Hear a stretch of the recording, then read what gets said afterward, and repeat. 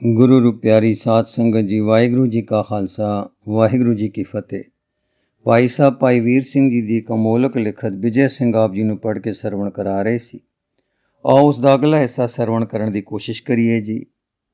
पंजवां कांड। हुण उधर दा हाल सुनो। खालसे जी ਨੂੰ ਜ਼ਮੀਨ ਦੇ ਹੇਠੋਂ ਹੇਠ ਇੱਕ ਬੜੀ ਪੁਰਾਣੀ ਸੁਰੰਗ ਥਾਣੀ ਲੰਘਣਾ ਪਿਆ।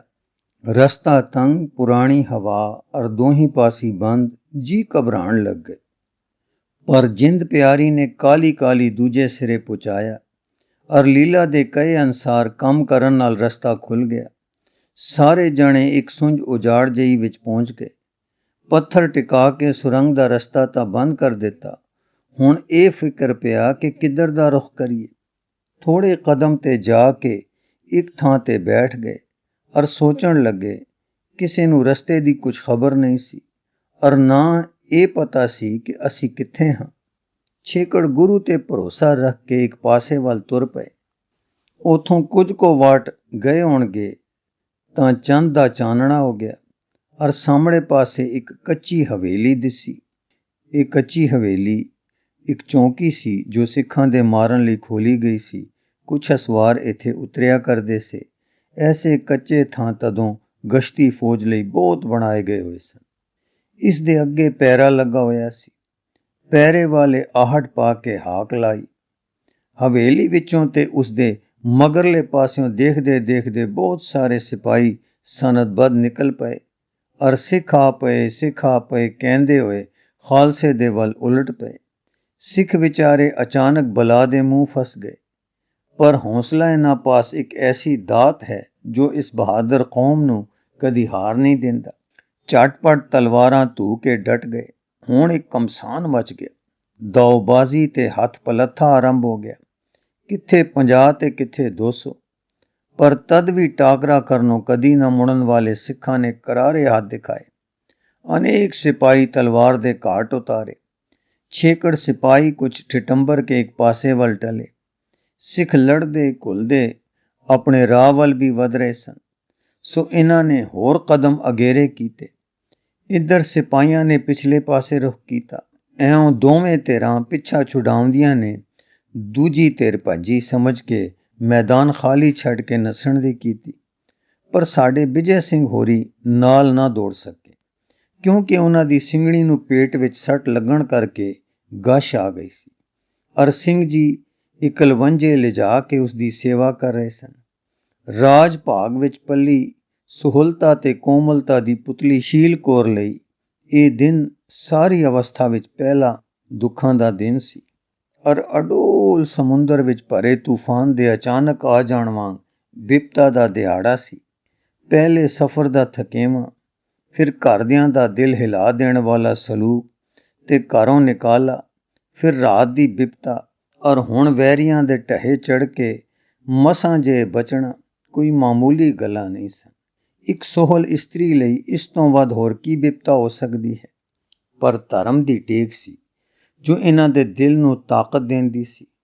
ਹੁਣ ਪਤੀ ਜੀ ਦੇ ਯਤਨਾਂ ਨਾਲ ਬੀਬੀ ਨੂੰ ਹੋਸ਼ ਆ ਗਈ। ਜ਼ਖਮ ਤਾਂ ਐਵੇਂ ਮਾਮੂਲੀ ਸੀ ਪਰ ਇੱਕ ਬੰਦੂਕ ਦੀ ਹੁੱਜ ਨਾਲ ਤਬਕ ਖਾ ਕੇ ਵਿਚਾਰੀ ਬੌਰਾਨੀ ਹੋ ਕੇ ਟੱਠੀ ਹੋਈ ਸੀ। ਹੋਸ਼ ਸੰਭਾਲੀ ਤਦ ਦੰਪਤੀ ਨੇ ਕੀ ਡਿੱਠਾ ਕਿ ਮੈਦਾਨ ਖਾਲੀ ਪਿਆ ਹੈ। ਕਈ ਸਿੰਘ ਤੇ ਤੁਰਕ ਮਾਰੇ ਗਏ ਹਨ। ਇਸ ਵੇਹਲ ਨੂੰ ਵੇਖ ਕੇ ਅਕਲ ਦੇ ਪੁਤਲੇ ਵਿਜੇ ਸਿੰਘ ਨੇ ਇੱਕ ਦੋ ਤਲਵਾਰਾਂ ਤੇ ਇੱਕ ਦੋ ਖੰਜਰ ਔਰ ਇੱਕ ਬੰਦੂਕ ਤੇ ਕੁਝ ਥੋੜਾ ਗੋਲੀ ਸਿੱਕਾ ਉੱਥੋਂ ਲੈ ਲਿਆ ਔਰ ਉੱਤਰ ਪਿੱਛੋਂ ਦੀ ਦਸ਼ਾ ਨੂੰ ਝੱਪਦੇ ਤੁਰ ਪਿਆ। ਭਾਵੇਂ ਵਹੁਟੀ ਅੱਛੀ ਤਰ੍ਹਾਂ ਤੁਰ ਨਹੀਂ ਸਕਦੀ ਸੀ ਪਰ ਜਿੰਦ ਰੱਖਣ ਦੀ ਇੱਛਾ ਉਹਨਾਂ ਦੇ ਥੱਕੇ ਸਰੀਰਾਂ ਵਿੱਚ ਮੁਮਿਆਈ ਦਾ ਕੰਮ ਕਰ ਰਹੀ ਸੀ। ਤੜਕਸਾਰ ਦੇ ਵੇਲੇ ਤੱਕ ਕੋਈ 7 ਕੋ ਪੈਂਡਾ ਲੰਘ ਗਏ। ਪਿੰਡ ਰਾਹ ਵਿੱਚ ਦਿਸੇ ਸਭ ਤੋਂ ਲਾਂਬੇ ਰਹਿ ਕੇ ਨਿਕਲ ਜਾਂਦੇ ਰਹੇ। ਹੁਣ ਸੂਰਜ ਚੜ੍ਹ ਪਿਆ ਤੇ ਇੱਕ ਘਣਾ ਜੰਗਲ ਆ ਗਿਆ। ਉਸਨੂੰ ਕਿਲਾ ਸਮਝ ਕੇ ਬਨ ਵਿੱਚ ਆ ਵੜੇ ਔਰ ਇੱਕ ਘਣੇ ਛਾਏ ਵਾਲੀ ਥਾਂ ਪੁਰ ਜਾ ਕੇ ਹਰੇ ਘਾਹ ਪੁਰ ਲੇਟ ਗਏ। ਲੇਟੇ ਐਸੇ ਕਿ ਸੱਤੇ ਸੁੱਧਾਂ ਭੁੱਲ ਗਈਆਂ, ਜਿਵੇਂ ਕੋਈ ਸੁਦਾਗਰ ਘੋੜੇ ਵੇਚ ਕੇ ਜਾਂ ਕੋਈ ਪਿਓ ਧੀ ਦਾ ਡੋਲਾ ਤੋੜ ਕੇ ਸੌਂਦਾ ਹੈ। ਥਕਾਨ ਭਾਵੇਂ 8ਵੀਂ ਤੱਕ ਪਹੁੰਚ ਗਿਆ ਸੀ ਪਰ ਇਹ ਉਮੀਦ ਨਹੀਂ ਸੀ ਕਿ ਨੀਂਦ ਇਹਨਾਂ ਦੀਆਂ ਹੁੱਟੀਆਂ ਹੋਈਆਂ ਅੱਖਾਂ ਵਿੱਚ ਵਿਸਰਾਮ ਕਰੇਗੀ। ਪਰ ਸ਼ਬਦ ਦੇ ਪ੍ਰੇਮੀ ਹੋਣ ਕਰਕੇ ਸੁਰਤ ਇਹਨਾਂ ਦੇ ਵਸ ਵਿੱਚ ਸੀ। ਸੁਰਤ ਨੂੰ ਟਿਕਾਵ ਦੇ ਰਸਤੇ ਪਾਉਂਦੇ ਨਿੰਦਰਾ ਵਿੱਚ ਲੈ ਗਏ ਅਰ ਘਾਹਪੁਰ ਸੌਂ ਗਏ, ਜਿਵੇਂ ਇੰਦਰ ਤਖਤ ਤੇ ਸੌਂ ਜਾਵੇ। ਇਸ ਵੇਲੇ ਠੰਡਕ ਇਹਨਾਂ ਨੂੰ ਮੁੱਠੀਆਂ ਭਰਨ ਲੱਗ ਗਈ ਅਰ ਪਿਆਰੀ ਪਿਆਰੀ ਪੌਣ ਪੱਖਾ ਕਰਨ ਲੱਗ ਗਈ। ਮੁਨੇਰੇ ਦੇ ਸੁੱਤੇ ਲੋਡੇ ਪੈਰ ਉੱਠੇ। ਬੰਦ ਦੇ ਵਿੱਚ ਇੱਕ ਛੰਭ ਜਿਹਾ ਲੱਭ ਕੇ ਇਸ਼ਨਾਨ ਪਾਣੀ ਕੀਤਾ ਅਰ ਇੱਕ ਬੇਰੀ ਦੇ ਬੇਰ ਖਾ ਕੇ ਇਸ ਮੁੱਢ ਕਦੀਮਾ ਦੇ ਵੈਰੀ ਢਿੱਡ ਦਾ ਲਾਂਘਾ ਲੰਘਾਇਆ। ਵਿਜੇ ਸਿੰਘ ਦਾ ਸੰਕਲਪ ਇਸ ਬਨ ਵਿੱਚ ਕੁਝ ਦਿਨ ਕੱਟਣੇ ਦਾ ਸੀ, ਪਰ ਬਨ ਵਿੱਚੋਂ ਕਈ ਵੈਰੀ ਤੁਰਕ ਸਿਪਾਹੀ ਦੂਰ ਸੜਕ ਪੁਰ ਤੁਰੇ ਜਾਂਦੇ ਵੇਖ ਕੇ ਇਹ ਥਾਂ ਸਲਾਮਤ ਨਾ ਜਾਣੀ ਤੇ ਘੁਸਮੁਸੇ ਹੋਣ ਤੋਂ ਰਤਾ ਕੋ ਪਹਿਲੋਂ ਕੂਚ ਕਰ ਦਿੱਤਾ। ਸਾਂਝ ਹੋਣੇ ਦੇ ਵੇਲੇ ਕੀ ਦੇਖਦੇ ਹਨ ਕਿ ਦਰਿਆ ਕੰਢੇ ਆ ਨਿਕਲੇ ਹਨ।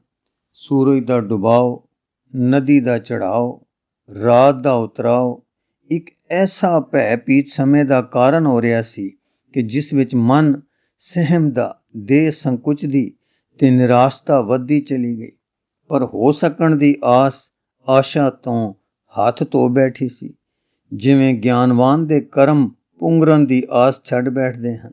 ਪਰ ਥੋੜਾ ਚਿਰ ਹੋਰ ਉੱਤਰ ਰੁਖ ਕਦਮ ਮਾਰਨ ਤੇ ਹੋ ਚੁੱਕੀ ਨਿਰਾਸ਼ਾ ਫਿਰ ਆਸਾ ਵਿੱਚ ਪਲਟ ਖਲੋਤੀ ਕਿ ਇੱਕ ਪੱਤਣ ਨਜ਼ਰੀ ਆ ਗਿਆ ਤੇ ਇੱਕ ਬੇੜੀ ਦਿਸ ਪਈ, ਜਿਸ ਦਾ ਪੂਰ ਕੁਝ ਊਣਾ ਸੀ, ਪਰ ਉਹ ਬੇੜੀ ਨੂੰ ਊਣਿਆਂ ਹੀ ਠੱਲਣ ਲੱਗੇ ਸੀ।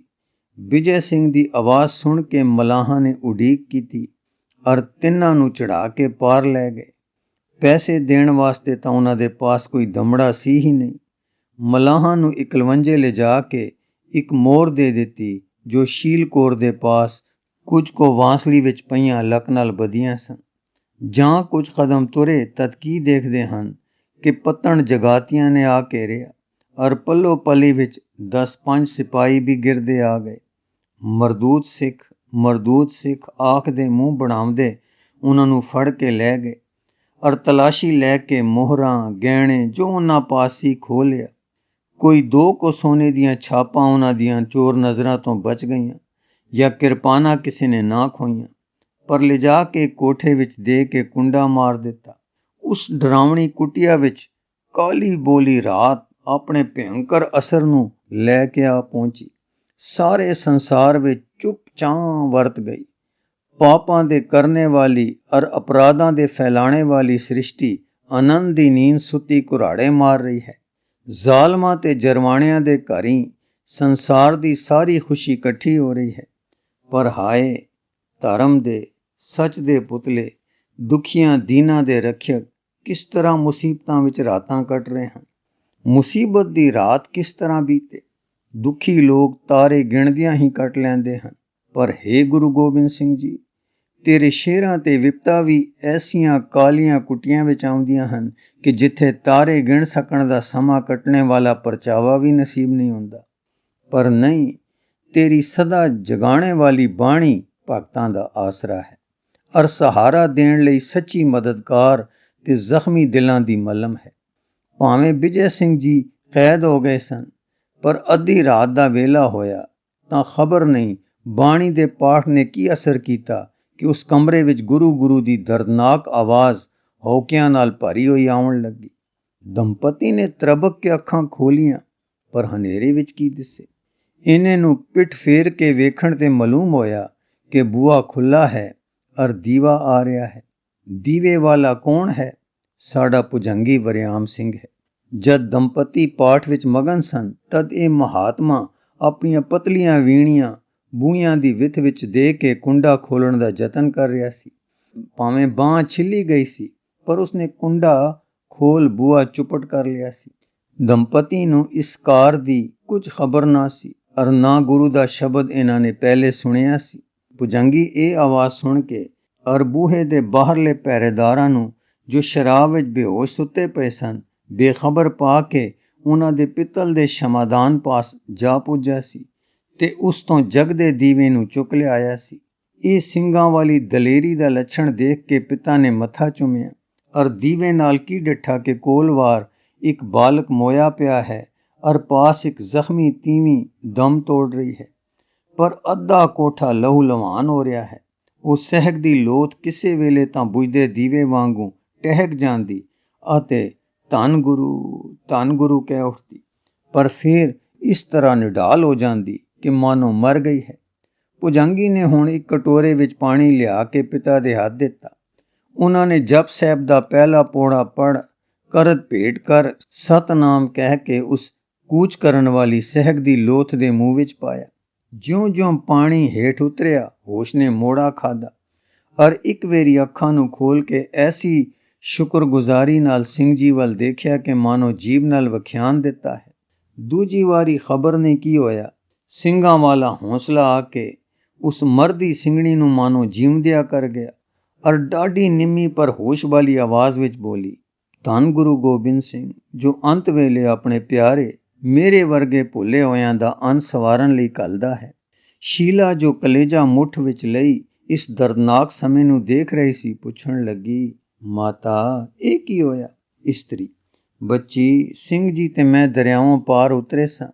ਤੁਰਕਾਂ ਆ ਘੇਰਿਆ, ਪਤੀ ਜੀ ਨੇ ਯੁੱਧ ਕੀਤਾ, 5 ਤੁਰਕ ਮਾਰੇ, ਇਹ ਬਹੁਤ ਸਨ। ਇਹਨਾਂ ਨੇ ਉਹਨੂੰ ਚੱਕ ਨਦੀ ਵਿੱਚ ਸਿੱਟ ਦਿੱਤਾ। ਮੈਂ ਵੀ 2-1 ਤੁਰਕ ਮਾਰੇ ਸਨ। ਮੇਰੇ ਪੁੱਤਰ ਨੇ ਵੀ ਇੱਕ ਨੂੰ ਕਾਰੀ ਵਾਰ ਲਾਇਆ ਸੀ। ਇਹਨਾਂ ਨਿਰਦਈਆਂ ਨੇ ਮੇਰਾ ਗਹਿਣਾ ਲਾ ਪੁੱਤਰ ਮਾਰ ਸਿੱਟਿਆ ਤੇ ਮੈਨੂੰ ਘਾਉ ਖਾਦੀ ਨੂੰ ਇੱਥੇ ਸਿੱਟ ਗਏ। ਘੜੀ ਦਿਨ ਰਹਿੰਦੇ ਤੋਂ ਜਿੰਨ ਤੋੜ ਰਹੀ ਹਾਂ, ਨਾ ਮਰਦੀ ਹਾਂ ਨਾ ਜਿਉਂਦੀ ਹਾਂ, ਕਦੇ ਬੇਹੋਸ਼ ਹੋ ਜਾਂਦੀ ਹਾਂ, ਕਦੇ ਹੋਸ਼ ਪਰਤਦੀ ਹੈ। ਪਰ ਗੁਰੂ, ਧੰਨ ਗੁਰੂ, ਗੁਰੂ ਅੰਗ ਸੰਗ ਹੈ। ਵਾਹਿਗੁਰੂ ਬੜਾ ਦਿਆਲ ਹੈ। ਮੈਂ ਤ੍ਰਿਖਾਂ ਨਾਲ ਭੁੱਜ ਗਈ ਸਾਂ, ਉਸਨੇ ਤੁਹਾਨੂੰ ਘੱਲਿਆ। ਬੱਚਿਓ, ਮੈਂ ਚੱਲੀ, ਉਹ ਸਦਾ ਆਇਆ, ਉਹ ਕੂਚ ਦੀ ਤੁਰੀ ਵੱਜੀ, ਉਹ ਪ੍ਰਕਾਸ਼, ਸੱਚਾ ਪ੍ਰਕਾਸ਼ ਦਿਸਦਾ ਹੈ। ਬੱਚਿਓ, ਮਰ ਜਾਈਓ ਪਰ ਧਰਮ ਨਾ ਹਾਰਿਓ। ਧੰਨ ਗੁਰੂ, ਇਉਂ ਕਹਿੰਦੀ ਉਹ ਸਿੰਘਣੀ ਸੱਚੇ ਵਿਸ਼ਵਾਸ ਵਿੱਚ ਚੜ੍ਹ ਗਈ। ਜਿੰਦ ਦਾ ਟਿਮਟਿਮਾਉਂਦਾ ਦੀਵਾ ਇੱਕੋ ਵਾਰੀ ਟਿਮਕ ਕੇ ਬੁਝ ਗਿਆ। ਬੋਲਣ ਦੇ ਜ਼ੋਰ ਨਾਲ ਵੱਖੀ ਦੇ ਘਾਹ ਵਿੱਚੋਂ ਲਹੂ ਦੀ ਧਾਰ ਹੋਰ ਵਹਿ ਤੁਰੀ ਸੀ, ਜਿਸਨੇ ਪਿੰਜਰੇ ਵਿੱਚੋਂ ਪੰਛੀ ਨੂੰ ਉਡਾ ਦਿੱਤਾ। ਸਿੰਘ ਜੀ ਨੂੰ ਆਪਣੀ ਬਿਪਤਾ ਭੁੱਲ ਚੁੱਕੀ ਸੀ। ਇਸ ਗੱਲ ਦੀ ਪਰਵਾਹ ਹੀ ਨਹੀਂ ਸੀ ਕਿ ਬੂਹਾ ਖੁੱਲ੍ਹਾ ਹੈ ਔਰ ਭੱਜ ਜਾਣ ਦਾ ਵੇਲਾ ਹੈ, ਪਰ ਇੱਕ ਸਿੰਘਣੀ ਦਾ ਅੰਤ ਸਵਾਰਨ ਦਾ ਖਿਆਲ ਸੀ। ਹੁਣ ਤਾਂ ਉਹ ਚੜ੍ਹ ਗਈ ਸੀ, ਪਰ ਵਿਜੈ ਸਿੰਘ ਇਸ ਫਿਕਰ ਵਿੱਚ ਹੈ ਕਿ ਕਿਸੇ ਪ੍ਰਕਾਰ ਇਸ ਦਾ ਦਾਹ ਹੋ ਜਾਏ, ਐਸਾ ਨਾ ਹੋਵੇ ਕਿ ਲੋਥ ਪਈ ਰੁੱਲੇ। ਇਸ ਕਮਰੇ ਦਾ ਅੰਦਰਲਾ ਕੁਝ ਬਾਲਣ ਔਰ ਕੋਠੇ ਨਾਲ ਪਏ 3-4 ਮੰਜੇ ਤੇ ਕੱਖ ਕਾਨੇ ਇਕੱਠਾ ਕਰਕੇ ਲੋਥਾਂ ਦੇ ਦੁਆਲੇ ਪਾ ਕੇ ਦੀਵੇ ਨਾਲ ਅੱਗ ਲਾ ਦਿੱਤੀ ਔਰ ਤਿੰਨੇ ਜਣੇ ਹੌਲੇ ਜਿਹੇ ਫਤਿਹ ਗਜਾ ਕੇ ਦੱਬੇ ਪੈਰ ਤੁਰਦੇ ਮੱਖਣ ਵਿੱਚੋਂ ਵਾਲ ਵਾਂਗ ਤਿਲਕ ਗਏ। ਪਹਿਰੇ ਦੇ ਸਿਪਾਹੀ ਤਾਂ ਮਸਤੀ ਵਿੱਚ ਪਏ ਸਨ। ਤੜਕਸਾਰ ਜਦ ਅੱਖ ਖੁੱਲੀ ਤਾਂ ਕੀ ਦੇਖਦੇ ਹਨ ਕਿ ਸਾਰਾ ਕੋਠਾ ਬਲ ਰਿਹਾ ਹੈ ਔਰ ਦੂਰ ਦੇ ਸੇਕ ਨੇ ਇਹਨਾਂ ਦੇ ਮੰਜਿਆਂ ਨੂੰ ਵੀ ਤਪਾਉਣਾ ਸ਼ੁਰੂ ਕਰ ਦਿੱਤਾ ਹੈ। ਘਾਬਰ ਕੇ ਉੱਠੇ, ਸਾਰੇ ਦੂਰ ਖੜੋ ਕੇ ਬਿਤਰ ਦੇਖਣ ਔਰ ਸਿੱਖਾਂ ਨੂੰ ਗਾਲਾਂ ਕੱਢਣ ਲੱਗ ਗਏ। ਅੱਗ ਬੁਝਾਉਣ ਦੀ ਕਿਸੇ ਨਾ ਕੀਤੀ ਔਰ ਕਰਦੇ ਵੀ ਕੀ, ਸਰਕਾਰੀ ਅਸਬਾਬ ਸੀ, ਸੜ ਗਿਆ ਤਾਂ ਸੜ ਗਿਆ। ਅੱਜ ਦੀ ਲੁੱਟ ਕੁਝ ਥੋੜੀ ਨਹੀਂ ਸੀ, ਜੋ ਆਪਣੇ ਖੀਸੇ ਭਰ ਕੇ ਫਿਰ ਇਤਨੀ ਸੀ ਕਿ ਆਪਣੇ ਜਮਾਦਾਰ ਨੂੰ ਵੱਢੀ ਦੇ ਕੇ ਖੁਸ਼ ਕਰ ਲਵੇ। ਇੰਨੇ ਨੂੰ ਲਾਗੇ ਦੀ ਗੜੀ ਦੇ ਕੁਝ ਸਿਪਾਹੀ ਆ ਗਏ ਔਰ ਸਾਰੇ ਜਣੇ ਸਿੱਖ ਦੀ ਕਾਰ ਨੂੰ ਦੇਖ ਅਚੰਭਾ ਹੁੰਦੇ ਸਨ ਤੇ ਕਹਿੰਦੇ ਸਨ, ਵਾਹ ਸਿੱਖੋ ਵਾਹ, ਤੁਹਾਡੀ ਮਰਦਾਨਗੀ ਨੂੰ ਸ਼ਾਬਾਸ਼ ਹੈ। ਗੁਰੂ ਰੂਪ ਪਿਆਰੀ ਸਾਧ ਸੰਗਤ ਜੀ, ਇਸ ਲਿਖਤ ਦਾ ਅਗਲਾ ਹਿੱਸਾ ਆਪ ਜੀ ਨੂੰ ਅੱਗੇ ਪੜ੍ਹ ਕੇ ਸਰਵਣ ਕਰਾਉਣ ਦੀ ਕੋਸ਼ਿਸ਼ ਕਰਾਂਗੇ ਜੀ। ਵਾਹਿਗੁਰੂ ਜੀ ਕਾ ਖਾਲਸਾ, ਵਾਹਿਗੁਰੂ ਜੀ ਕੀ ਫਤਿਹ।